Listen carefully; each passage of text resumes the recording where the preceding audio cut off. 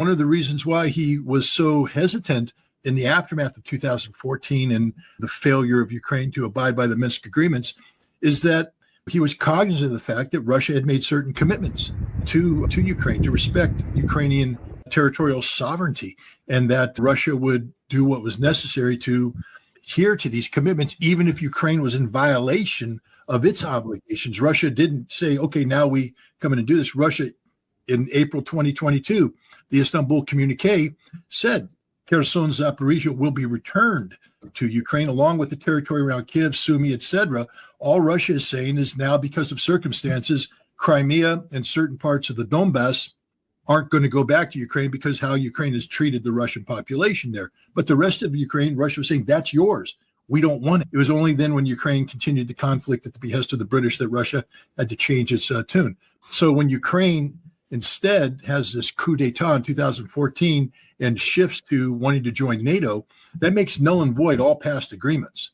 And from the Russian perspective, that changes the foundation of their legal approach to the problem of Ukraine. Prior to that, and a lot of people don't recognize this, but the Russians are very legalistic.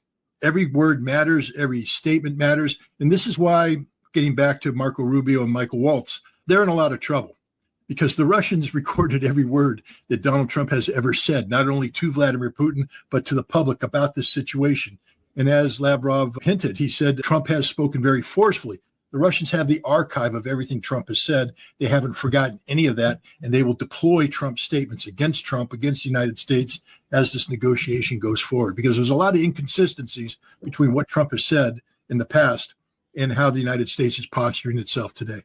The European Union, NATO, Ukraine actively conspired with the Biden administration in the lead up to the 2024 election in November to put their thumb on the scale of the election to get the American people to vote against Donald Trump. Zelenskyy was the political enemy of Trump. J.D. Vance brought this up in the meeting. And I have to say, the fact that J.D. Vance spoke and the words that he spoke was not a spontaneous moment. This was a rehearsed moment. He was like in the WWF tag team wrestling. He was waiting, and Donald Trump went, tag, you're in, boom, came in, bam, down goes Zelenskyy. This was pre-planned because Zelenskyy is the enemy. He's the enemy of peace. Europe is the enemy.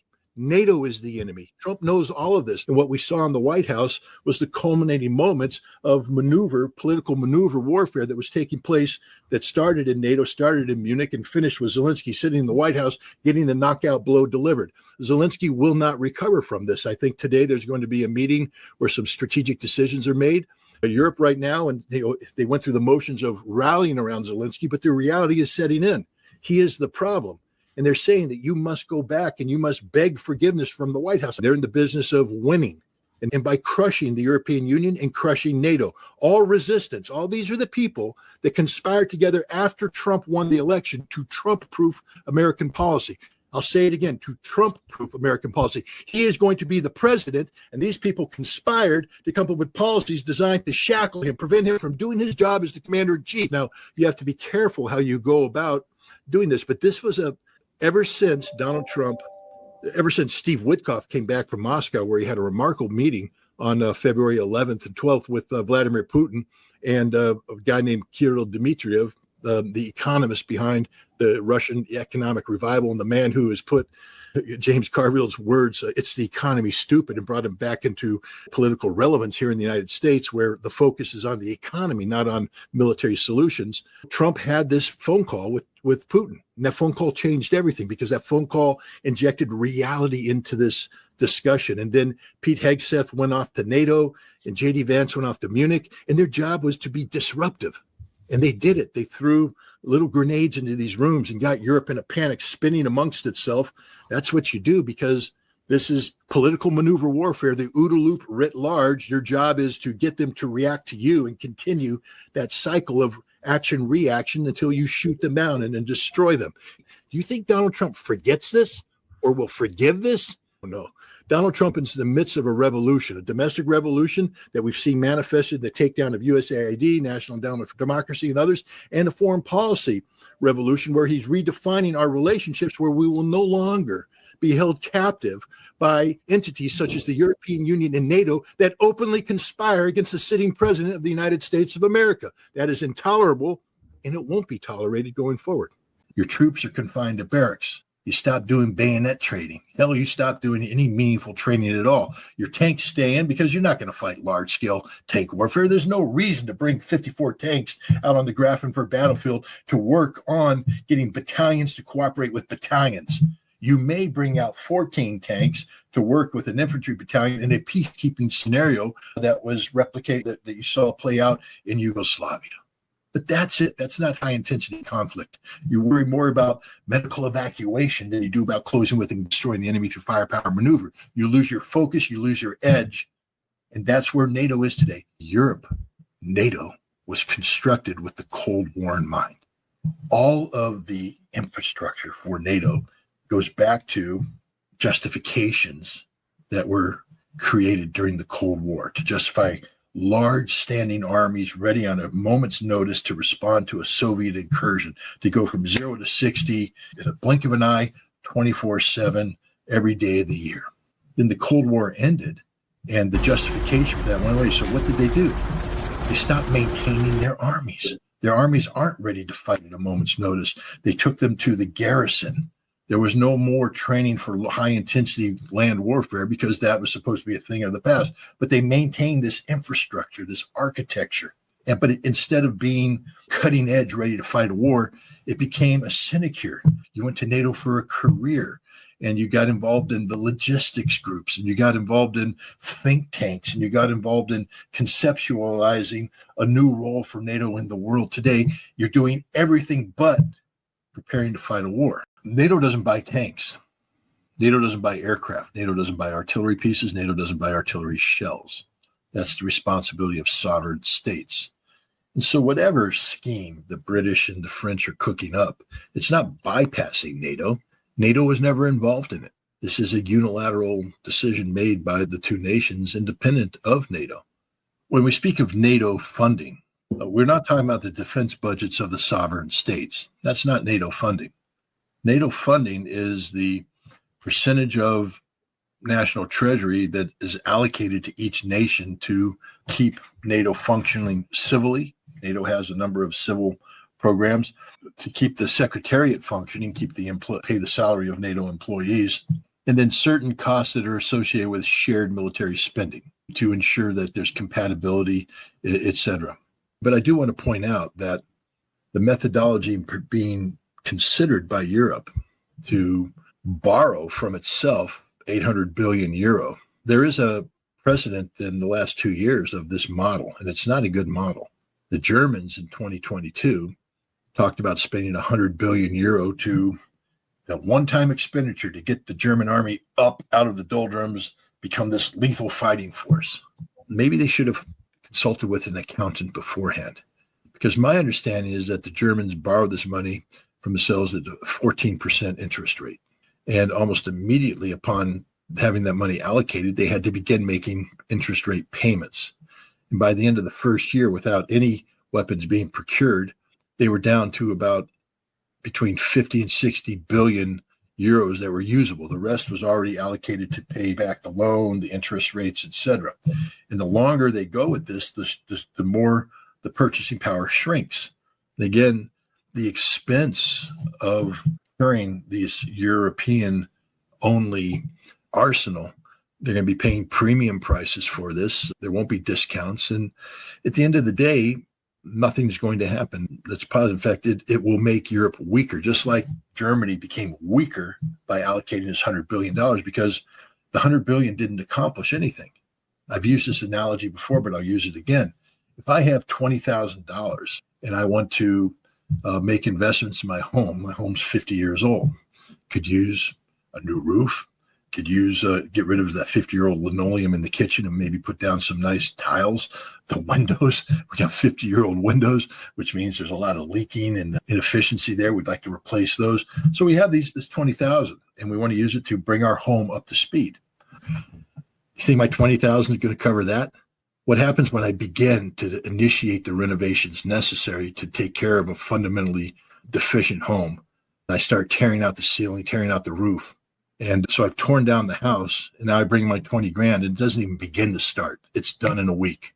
And all I have now is a torn up house and broken. This is what's going to happen to Europe. This is what's going to happen. It's not 800 billion euro.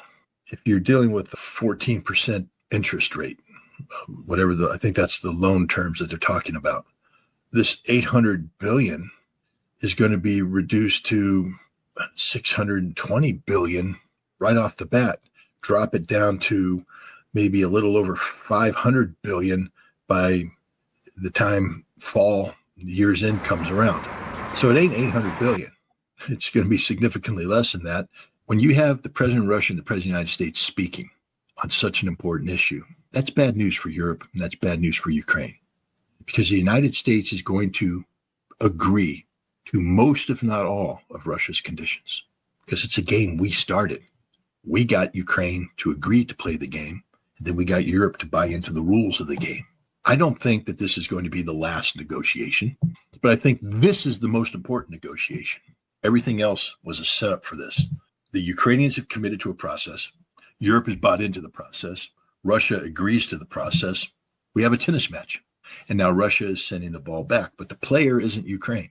Now the Russians are saying, reality-based, because that's the other thing that the Trump administration kept talking about, whether it's Pete Hegseth or whether it was J.D. Vance, whether it's Marco Rubio, whether it's the president himself.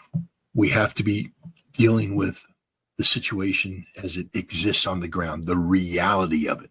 And Russia is about to set forth. He is so far removed from reality, it's not even funny. So he's finished. It's the end of Zelenskyy. And when Zelenskyy goes, you're going to see a collapse of Ukraine, political will, social will. And all Russia has to do, keep the game playing until Ukraine gets into a position where they will comply with Russia's demands.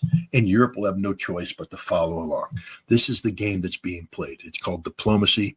It's a master class being put on by the Russians, and I believe with the assistance of the United States. First of all, let's understand the following. Zelenskyy, the United States humiliated him in Washington, D.C., and then he was in Riyadh meeting with the crown prince, but he wasn't allowed to be the head of the delegation. And right now inside in Kiev, you hear talk now that he's out. He's done.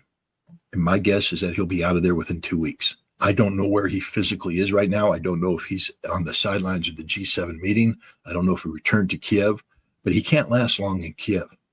He's been discredited as a leader, humiliated as a leader, and he has once again directly contradicted the United States after a meeting where his negotiating team received information from Marco Rubio about territorial concessions, that this isn't going back to 2014 or 2022. It's dealing with the reality that exists today.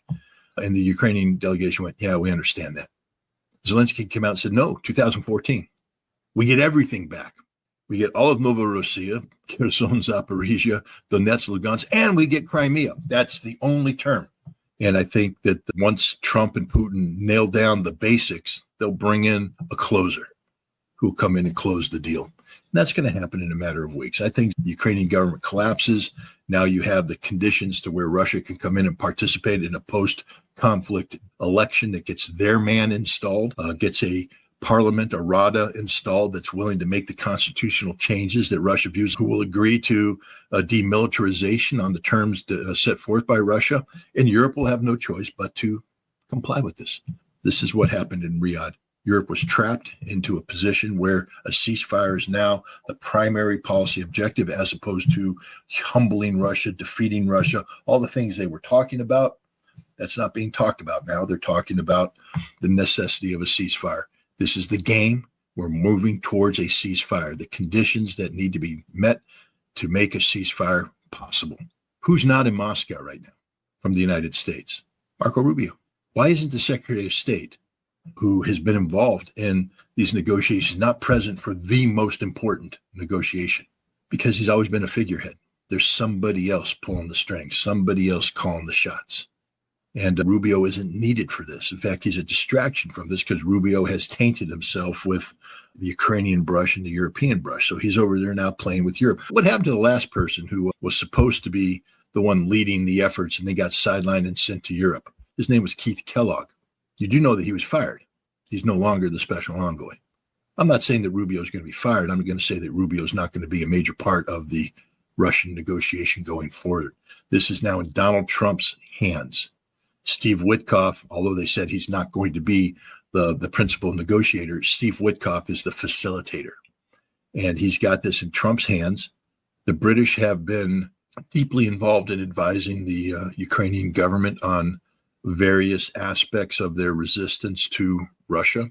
The British are behind almost every major effort undertaken by Ukraine, whether it's the attack on the Kerch Bridge, whether it's the Kursk incursion, whether it was the Belgorod incursion before that, whether it was the 2023 summer counteroffensive, whether it was the fall 2022 offensive in Kharkov and elsewhere. The British were behind this.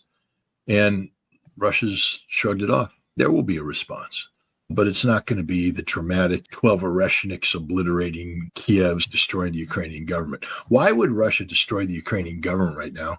We're on the verge of taking control of the Ukrainian government. You got to think strategically here. It makes no sense to have the psychotic pleasure of revenge when you're winning across the board.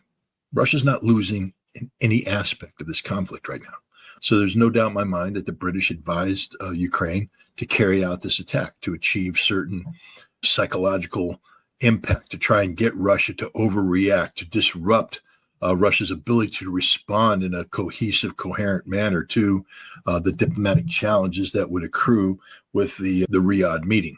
Yeah, the British were behind this, but the British, they've got nothing. I mean, that's it. That was their Sunday punch. That was it. There's nothing else they can do. Ukraine is not at war with Russia. They haven't declared war against Russia. So this conflict should be limited to the special military operations zone of operations. Ukraine made a decision to invade Kursk, which is not part of the new Russia. It's part of ancient Russia. It's sacred territory, by the way, 1943, the major tank battles. This is, the symbolism of this is as evident to all. But they don't get the benefit of the doubt. These aren't military soldiers carrying out military orders. They have invaded Russia in violation of Russian law. There is no declaration of war, which makes them terrorists by definition, and Russia will treat them as such. So that's what's happening. Kursk was a major blow to Russia. That was a humiliation to Russia, an embarrassment. And Putin has made it a point that he will resolve the Kursk situation in favor of Russia. And so he is the commander-in-chief. And as the commander-in-chief at this critical moment in the Kursk fighting, he's went to visit his field commanders. And he wore a camouflage uniform to make a point that he is a war leader, leading a nation at war, even though they call it a special military operation, and that he takes this job very seriously. And it's a reminder to the Russian people, because that's whom he was signaling, that they need to stay on track. Don't get distracted by calls for ceasefire and things of that nature. We were invaded and we have a job to do, and we need to finish this job. And he was very tough on how he sees this job being finished. He said that the prosecution's office had been ordered to prepare prosecutions of every single Ukrainian that traveled or foreign mercenary. He said they have no rights under the Geneva Convention. I think it was important for Putin to wear this uniform to remind the Russian people that they are still in a conflict. This conflict has existential proportions attached to it, and that the conflict isn't going to end overnight, that there will be more sacrifices that need to be made before victory can be achieved. But the Russian people can go to bed at night safe in the certainty of a Russian victory. And that's why Putin wore camouflage. The Russians aren't in the business of sending signals to the West. They don't care about the West. They really don't. They'll negotiate, but when Russia speaks to the West, they speak bluntly, they speak plainly. There's no need for signals. There's no need to disguise things. Europe was talking about humbling Russia on the battlefield, that there could be no ceasefire, that this war could only end with a Russian military defeat, and Europe was going to be the one to ensure that defeat occurred. That was the European posture. What the United States did is trap Europe. That's what happened in Riyadh. It's not about trapping the Russians. Everybody, oh, look, we outflanked the Russians. You never outflanked the Russians. How do you outflank somebody named Sergei Lavrov that's been around forever, who's been doing this forever? Vladimir Putin, who's been the leader of Russia for a quarter of a century. These Russians are better prepared. They know more. They know about themselves. They know about the world. They know about everybody. This is not their first rodeo. This is not their fifth rodeo. This is not their 1,000th rodeo. They invented the rodeo. Then Marco Rubio comes out with Mike Waltz, and they talk about, we've agreed to a 30-day ceasefire when there are certain conditions that the Ukrainians laid out, but it's a 30-day ceasefire, and the ball is in Russia's court. Those are very important words. Why? Because immediately out of every capital in Europe came a following statement, almost word for word. We love the idea of a ceasefire. Wait a minute. Didn't you just say that there can't be a ceasefire? Russia must be humbled militarily, defeated. But now Europe's saying, we love a ceasefire. It's the greatest thing. And the ball is now in Russia's court. They said it. Everybody said the same thing over and over again, which means that this was scripted. Never forget that. Ukraine is a sideshow, what Trump wants to do with China. Not military. We talked about this before. I don't believe that Trump's looking for a war with China. I think Trump's looking for an equitable solution to the tensions that exist between China and the United States. It's a whole different negotiating posture and step, and I don't want to bring it up here, except to point out that you can't do that if you're tangled up in a war in Europe. And left to their own devices, the Europeans apparently were willing to have a war with Russia. That would be problematic for the United States because now Europe is committed to not war, but a ceasefire. Europe has said that is the best outcome. That is the outcome we want, a ceasefire. Listen to what Vladimir Putin said. Ceasefire is essential. We accept a ceasefire. We accept it. They're playing the game. Now, here's the interesting thing about the conditions. They didn't send the ball back into the Ukrainian court because they don't give a damn about the Ukrainians. They didn't send it back into the European court because Europe, frankly speaking, took themselves out of the game the moment they said, we accept the ceasefire. They went to the American court. It's the second time or the third time they've heard this. Nothing new is being presented to the Americans. Nothing new. And they will make sure that point's driven home when, as Putin said, maybe there needs to be a phone call between us. And this is a Western construct that buys into a narrative that says that Putin's seeking to destroy Europe, destroy NATO, and occupy Europe, to make NATO weak, to make Europe weak. When the conflict started, NATO wasn't on the table. It was about NATO expansion, but it wasn't about the existence of NATO, the future of NATO. The Russians did in their draft treaty talk about NATO withdrawing its military aspects of it down to the pre-1997 line. But that was a negotiating position, not a demand, and it's never been included in any of the prerequisites set by Russia regarding bringing a ceasefire and a termination of conflict. But Russia hasn't articulated this at all. It's not part of the Russian negotiating posture. Even in the December 2021 documents, Russia didn't make demands on NATO other than to pull the military capacity back to 1997 lines, but they didn't talk about the dismantling of NATO, the end of NATO, the termination of NATO. Well, Russia acknowledges that NATO exists and that it's a reality that Russia has to deal with. But there is no linkage whatsoever between the conflict resolution in Ukraine and the future of NATO. I don't think this is going to be as complicated or as hard as people think it's going to be. It's actually very simple. The Russians have put forward some very basic reality-based conditions. When Zelenskyy is removed from power in the next week or two, the new Ukrainian government will be better positioned to acknowledge not only the legitimacy of the Russian argument, but to act in a manner which the Russian terms in a treaty format that's binding on all parties. That's just the direction I see this happening, because Ukraine is not going to survive much longer on the battlefield. The collapse of the Kursk salient is just the first of many collapses that will take place. Vladimir Putin alluded to it. He said, we are ready to surround major units in eastern Ukraine. No to NATO. How much more detail do you need than that? Because whatever happens has to fall back on no to NATO. So you've already started defining the four corners of whatever the agreement's going to be. No to NATO. No peacekeepers on the ground. No NATO peacekeepers. How much more detail do you need than that? Niet means niet. We can go on and on. And I think that's the direction we're heading. I think we're going to see the final agreement come in the form of a very thick, not that thick, but a substantial treaty-like document, because there are, in addition to security guarantees, there are things happening that have to survive in perpetuity. And that one of those is the Russians are insisting that NATO, Europe, the United States recognize the four territories of Novorossiya as being part of Russia, that this isn't going to become a Cold War type scenario where every map made in the United States and Europe had the Baltic nations in different colors and calling them occupied Latvia, occupied Lithuania, occupied Estonia. The Russians don't want future maps to say occupied Crimea and occupied Kherson, Zaporizhzhia, Donetsk, and Lugansk. Russia wants these territories to be recognized by Ukraine and Europe as being constitutionally and legally part of Russia. Britain's role in Odessa is related to its desire to make Ukraine better positioned to defend itself against Russia by carrying out selective offensive strike operations using drones in the air and sea, using guided missiles, the Scalp, the Storm Shadow, against Crimea, the Kerch Bridge, etc. The British have led a charge in this direction, and the UK has already agreed.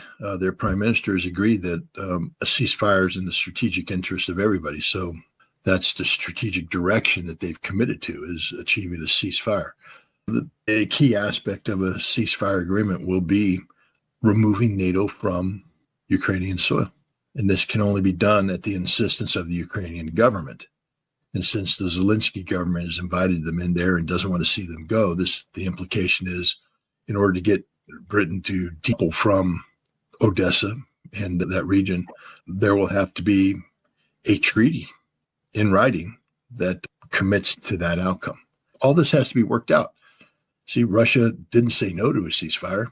They simply volleyed the ball back and redefined the game.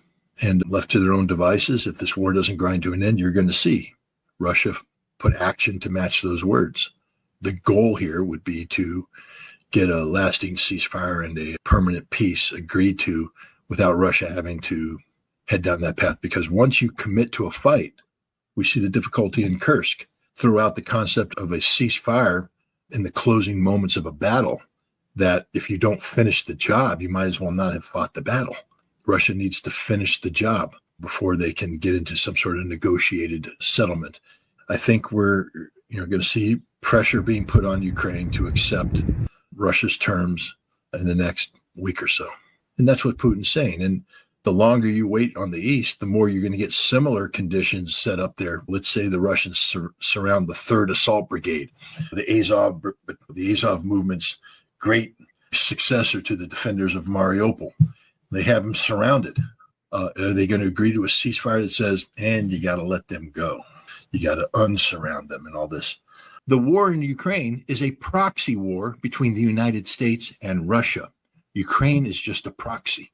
That's like the defining thing. When you have the Secretary of State articulate this, saying, this is between us and Russia. We're the warring parties. Ukraine is a proxy. The United States started this war. The United States is the one who set the objectives of this war, which we know are the strategic defeat of Russia. And Ukraine is simply the proxy. This is fundamental. So because when you say that, you now understand the role that Ukraine plays. They're not driving this ship. They're just the proxy. This ship is being driven by the United States.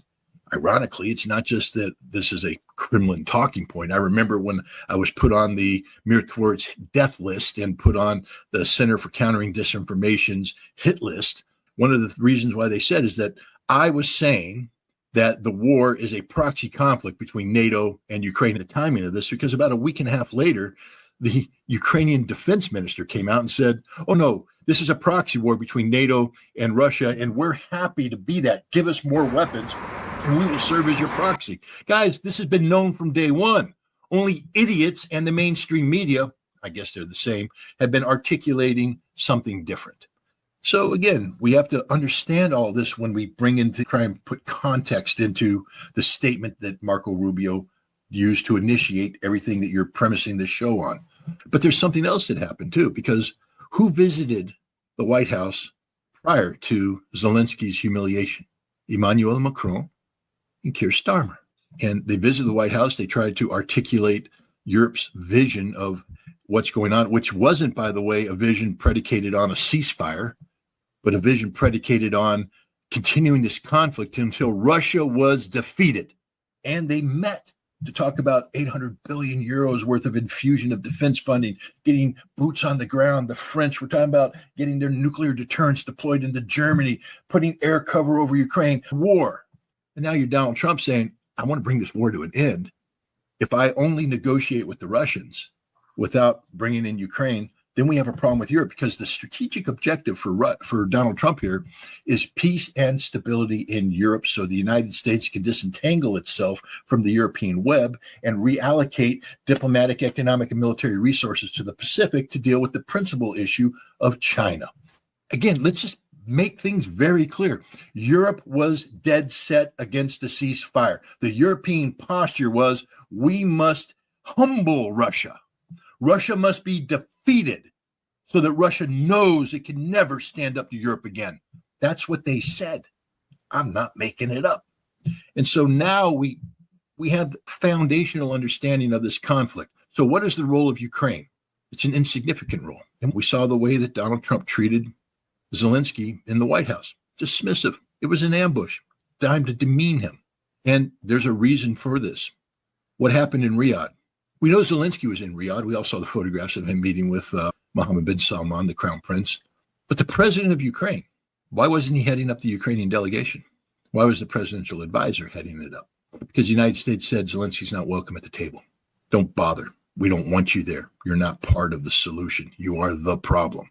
I think we need to be careful about drawing too much inference to the decision by the United States previously to suspend the delivery of military aid and suspend intelligence. This was not a Russian precondition. Russia did not set that objective in their initial talks. This was a unilateral action by the United States to punish Zelenskyy for his failure to negotiate in good faith.